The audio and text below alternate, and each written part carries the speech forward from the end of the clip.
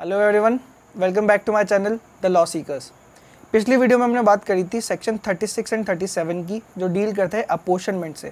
अगर आपने वो वीडियो या उससे पहले की कोई भी वीडियो नहीं देखी है तो मैंने इस वीडियो के डिस्क्रिप्शन बॉक्स के अंदर लिंक दिया हुआ है, आप जाकर ज़रूर देखें। आज की वीडियो में हम बात करेंगे ट्रांसफ़र प्रॉपर्टी एक्ट के चैप्टर 2 के पार्ट बी की, जो बात करते हैं स्पेसिफिकली इमूवेबल प्रॉपर्टी की ट्रांसफ़र के बारे में, जो कि है सेक्शन 38 से लेकर सेक्शन 53A तक। तो चलिए शुरू करते हैं।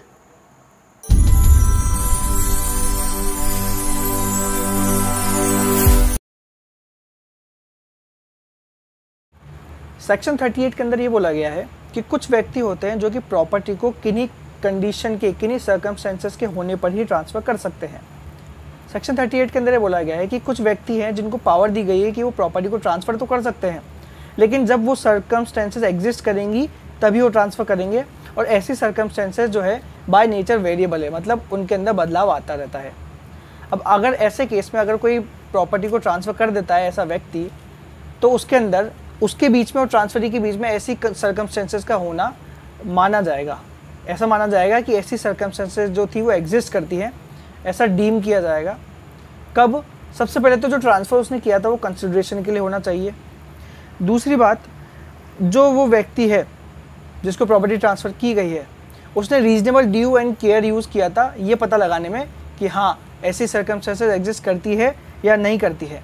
और आखिरी बात, जो ट्रांसफरी है उसने अगर गुड फेथ में एक्ट किया है तो ऐसे कंडीशन में माना जाएगा कि सर्कमस्टेंसेस एग्जिस्ट करती थी और जो ट्रांसफ़र था वो वैलिड था।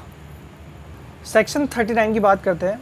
सेक्शन 39 के अंदर ये बताया गया है कि अगर कोई प्रॉपर्टी ट्रांसफ़र की गई है और उस प्रॉपर्टी के अंदर किसी व्यक्ति का राइट था उस प्रॉपर्टी से मेंटेनेंस लेने का, या फिर उसके अंदर उसकी मैरिज या उसके एडवांसमेंट के लिए कोई प्रोविज़न रखा गया था कि उसके जो प्रॉफिट्स आएंगे उससे उसका एडवांसमेंट या उसकी मैरिज की जाएगी। ऐसे केस में अगर कोई प्रॉपर्टी ट्रांसफ़र कर दी जाती है और ट्रांसफरी को इस चीज़ का नोटिस है कि उस व्यक्ति का उसके ऊपर मेंटेनेंस या फिर मैरिज या फिर एडवांसमेंट का राइट है, तो और ऐसे केस में जहाँ पर प्रॉपर्टी जो है वो ग्रेट्युटस दी गई है, तो इन दो केस के अंदर वो व्यक्ति जो है वो ट्रांसफरी के ऊपर भी अपना जो राइट है वो एनफोर्स कर सकता है।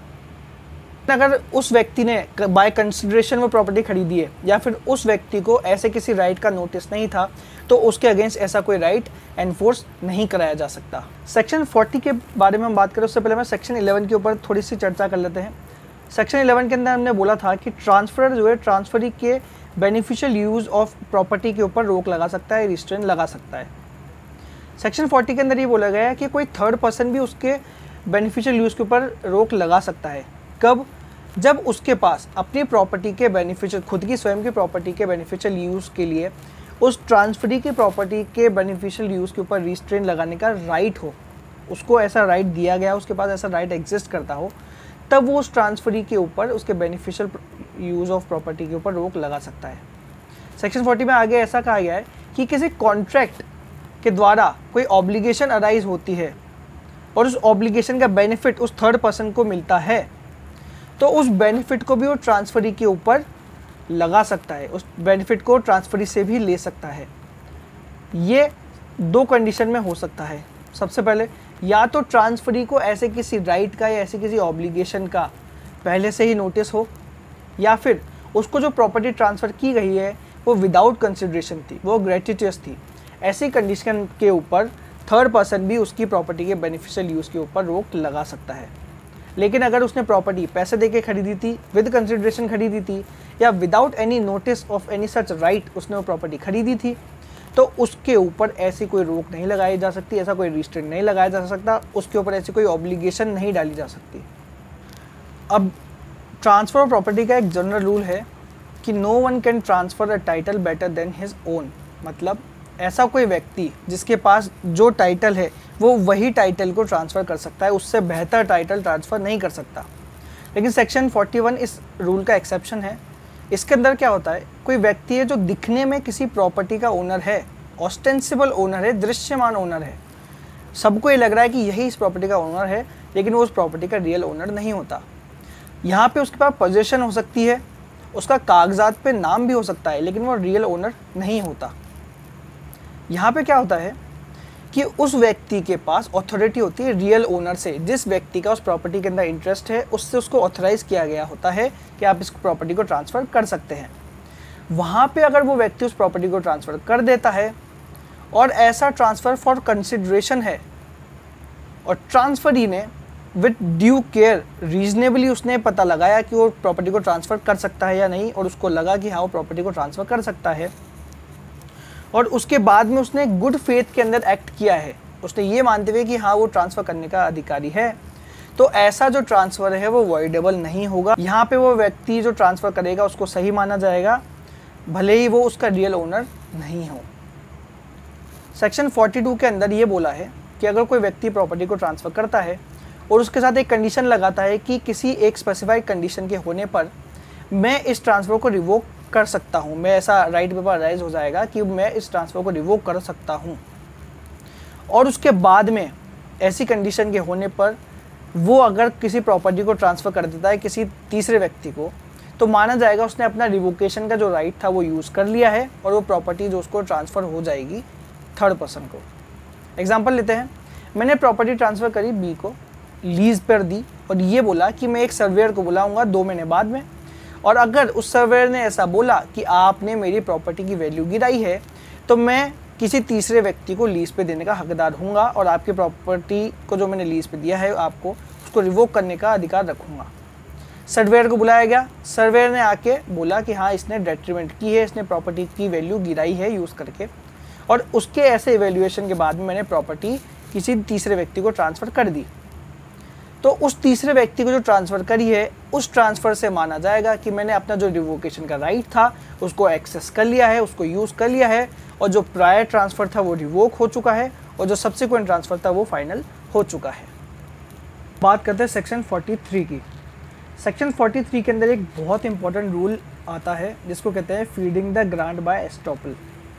सेक्शन 43 में होता क्या है कि कोई व्यक्ति फ्रॉडुलेंटली या एरनसली, मतलब भूल चूक से या फिर कपट से, छल से किसी प्रॉपर्टी को ट्रांसफ़र करने का हक जताता है कि मेरे पास उस प्रॉपर्टी को ट्रांसफ़र करने का हक है, और उस प्रॉपर्टी को ट्रांसफ़र कर देता है, और आगे जाके उस व्यक्ति के पास सचमुच में ऐसी प्रॉपर्टी को ट्रांसफ़र करने का राइट आ जाता है, उस प्रॉपर्टी का जो इंटरेस्ट है उसके अंदर आ जाता है, तो जिस व्यक्ति को उसने प्रॉपर्टी ट्रांसफ़र करी है वो उस व्यक्ति को feed the grant by estoppel का ऑर्डर दे सकता है। मतलब उसको बोल सकता है कि आपने जो बात बोली थी, आपने जो मुझसे वादा किया था, अब आपके पास उस प्रॉपर्टी को देने का हक आ चुका है, मुझे वो प्रॉपर्टी अब दे दीजिए, जो हमारा कॉन्ट्रैक्ट था उसको एकदम फुलफ़िल कर लीजिए। यहाँ पे सबसे इम्पोर्टेंट बात ये होती है कि वो जो ट्रांसफ़र है वो कंसिडरेशन के लिए होना चाहिए। अगर वो विदाउट कंसिडरेशन है तो उसके ऊपर इस सेक्शन का कोई फ़र्क नहीं पड़ता। तो सेक्शन 43 में बेसिकली ये बोला गया है कि ऐसा व्यक्ति जिसके पास प्रॉपर्टी को ट्रांसफ़र करने का हक नहीं था, बाद में उसके पास ऐसा ट्रांसफ़र करने का हक आ जाता है, तो उस कॉन्ट्रैक्ट के चलते जो ट्रांसफ़र है उसको बोल सकता है कि आप जो आपका जो हक आपने मुझे दिया था, ट्रांसफ़र करा था, अब आपके पास आ चुका है, अब मुझे असलियत में वो हक दे दीजिए और अपना जो ट्रांसफ़र था उसको बिल्कुल वैलिड कर दीजिए। सेक्शन 44 के अंदर ये बोला गया है कि अगर कोई जॉइंट ओनर अपना शेयर बेचता है प्रॉपर्टी के अंदर, तो जो बायर है वो उस जॉइंट ओनर का जो शेयर था, जो इंटरेस्ट था, वो एक्रू कर लेगा, वो एक्वायर कर लेगा, उसके पास वो राइट आ जाएगा। ऐसे राइट के अंदर joint position to ask for partition के राइट्स हो सकते हैं।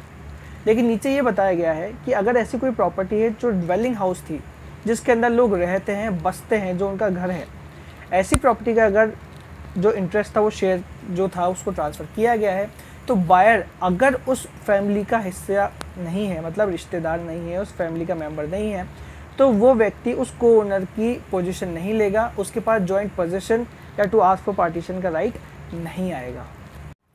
सेक्शन 45 बात करता है जॉइंट ट्रांसफ़र फॉर कंसिडरेशन के लिए, मतलब कि जॉइंटली लोगों ने प्रॉपर्टी खरीदी है कुछ कंसिडरेशन दे के। सेक्शन 45 के अंदर ये बताया गया है कि अगर 2 या 2 से ज़्यादा व्यक्ति किसी प्रॉपर्टी को खरीदते हैं और उसको खरीदने के लिए उन्होंने जो कंसिडरेशन पे की है वो एक कॉमन फंड से जा रही है, तो जब तक कि कोई कॉन्ट्रैक्ट इन कॉन्ट्ररी नहीं है तब तक उनका उस कॉमन फंड के अंदर जितना जिसका हिस्सा था उतने हिस्से की प्रॉपर्टी उसको मिल जाएगी। मतलब एग्जांपल लेते हैं, एक कॉमन फंड था हमारा जिसको हमने मिला के बनाया था, जिसके अंदर हम महीने महीने कुछ डालते रहते थे। फाइनली वो उतना पैसा इकट्ठा हो गया जितना हमें प्रॉपर्टी खरीदने के लिए चाहिए था। अब उसके अंदर मैंने तो डाला 50%, एक ने डाला 30% और एक ने मिलाया 20%। तो हम तीनों का एक कॉमन फंड हो गया। उस कॉमन फंड से हम उस प्रॉपर्टी को खरीद रहे हैं। तो उस प्रॉपर्टी को खरीदते वक्त हमने कोई कॉन्ट्रैक्ट इन कॉन्ट्रैक्ट नहीं किया अगर, तो जितना हिस्सा जिसका उस कॉमन फंड के अंदर था उसको इतना हिस्से की प्रॉपर्टी मिल जाएगी।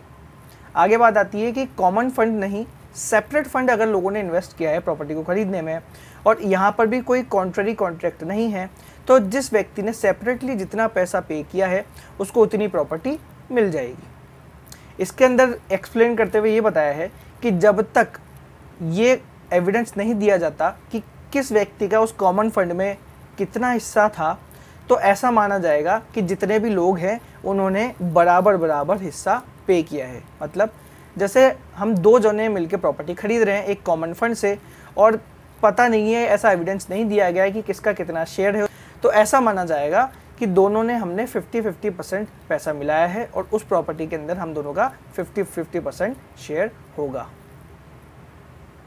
सेक्शन 46 की बात कर रहे हैं। यहाँ पे जॉइंट ओनर अपनी प्रॉपर्टी को बेच रहे हैं। तो इसमें ऐसा क्या गया है कि जब तक कॉन्ट्रैक्ट इन कॉन्ट्ररी नहीं है तब तक वो लोग उनकी प्रॉपर्टी के अंदर ऐसा माना जाएगा कि उनका इक्वल शेयर था और उस इक्वल शेयर का वो जो पैसा मिलेगा वो इक्वली बांट लेंगे। उस प्रॉपर्टी को बेचने में जितना भी कंसिडरेशन मिला है वो इक्वली बढ़ जाएगा। लेकिन अगर ये प्रूव कर दिया जाता है, ये बता दिया जाता है कि किस व्यक्ति का उस प्रॉपर्टी के अंदर कितना हिस्सा था, ये हमें पता है, तो ऐसे केस में जिस व्यक्ति का जितना हिस्सा उस प्रॉपर्टी में था उतने हिस्से का कंसिडरेशन उसको मिल जाएगा।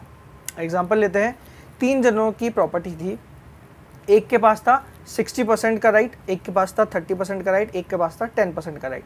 अब ये राइट डिसाइडेड है कि किसका कितना राइट था उस प्रॉपर्टी के अंदर। इस केस के अंदर वो अपने राइट के हिसाब से ही प्रॉपर्टी का जो कंसिडरेशन मिलेगा वो बांट लेंगे। लेकिन अगर ये तय नहीं होता कि किसका कितना हिस्सा है उसके अंदर, तो वो 3 जने जो हैं वो बराबर बराबर हिस्से में कंसिडरेशन को बांट लेते हैं।